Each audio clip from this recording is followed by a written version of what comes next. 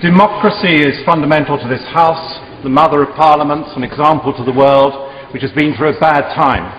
And it has been humbled by failing to listen carefully enough to the people, and it has been humbled because all too many powers of self-government have been needlessly given away to Brussels.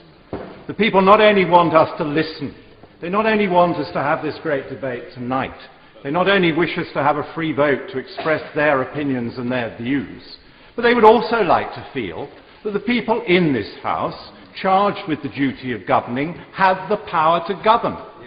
They believe that the government should come here and answer to us. We should hold them to account from all sides of the House of Commons. And if they do a good job, the public reward them in a general election. And if they do a bad job, they sack them.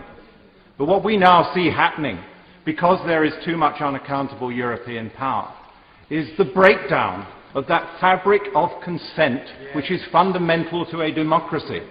Go to Greece today and just see what happens when that consent starts to break down. Rich Greeks now think their government has no right to tax them because they believe it's on autopilot from Europe and they don't like what it's doing, and poor Greeks think the government has no right to remove some of their benefits because they think, again, it's on autopilot from Brussels.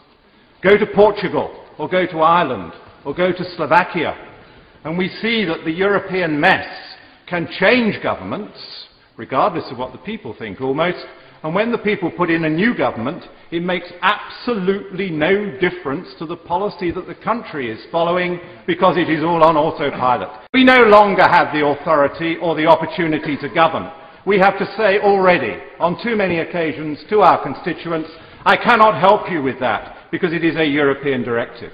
I cannot assist you with this because it is an unaccountable European programme. We can no longer change the law in the way that we wish because it is already preordained by some Brussels decision. This House was great when every law that applied to the British people was fought over in this chamber and in committee and satisfied the needs of the majority.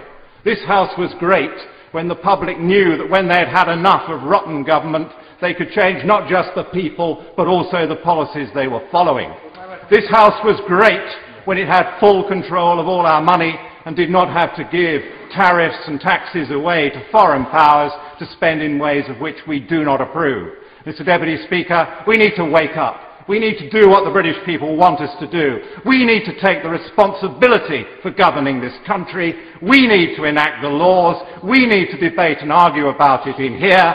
Brussels has too much power. The British people need a say. Let us have a vote. Yeah. It's not our view that there should be an in-out referendum. I don't want Britain to leave the European Union. Why not give people a choice? Well, I think it's the wrong answer for Britain. The rebels tried, but they failed, because the political elite, the three-party leaders, got together to make sure that you could not have a referendum. They shouldn't be forgiven for behaving like this, and my message to you today is if you are voting Lib Dem, Labour or Conservative, but you believe that Britain should be a free self-governing country, give them up, come and support us, come and join UKIP. We are your last chance.